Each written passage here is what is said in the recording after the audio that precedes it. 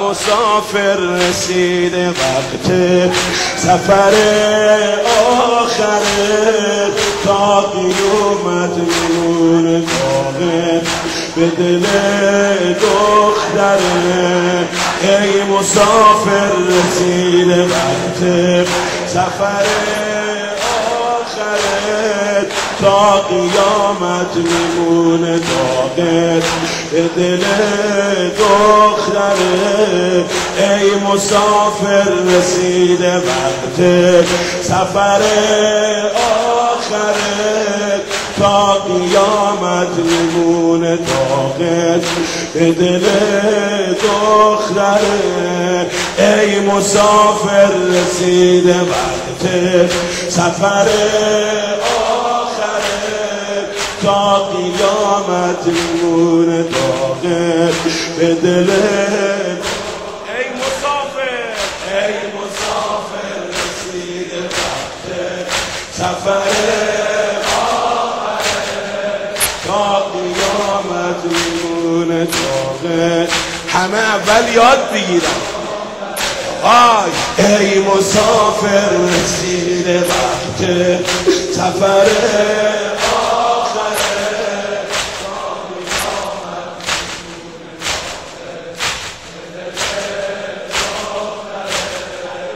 ای مسافر رسیده وقت سفر آخره، تا قیامت میمونه داغت به دل دختره.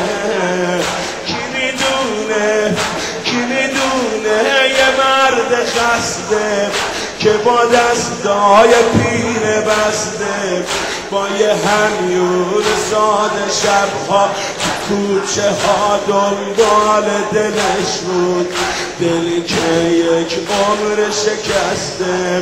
کسی که چای کوفه هر شب پای درد دلش نشسته، دیگه آروم گرفته امشب، دیگه رفته.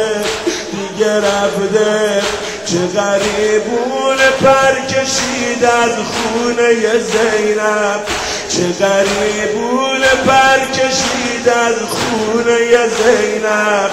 دیگه آروم میگیره امشب، دیگه رفته مثل پرواز کبوتر که پرش زخمیه، مونده از سوی جسم بیجون که سرش زخمیه.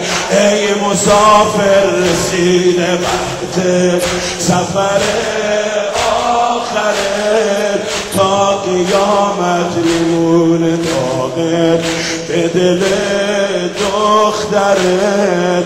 ای مسافر رسیده وقت سفر آخره، تا قیامت میمونه داغت به دل دختره.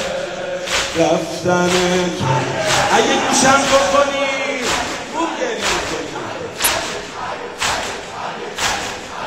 رفتن تو شرار آتیش به دل و جون من کشیده، رفتن تو شرار آتیش به دل و جون من کشیده. تا دیدم با گریه عباتو روی چشماش حسن کشیده، تا که دیدم چادر مادرم رو که با گریه حسینم به روی این بدن کشیده. وقتی میبار چشمای بیقرار عباسی که با دست داشت به سر تو کفن کشیده. دیگه رفتی امید دلها، دیگه رفتی امیر تنها، دیگه رفتی امید دلها، دیگه رفتی امیر تنها، دیگه رفتی کنار زهرا، دیگه رفتی کنار زهرا. بوی بارون روی خاک همه کوچه شیرشون شکسته همه بچه ها. ای مسافر رسیده وقت سفر آخره، تا قیامت میمونه داغه به دل دختره. ای مسافر رسیده وقت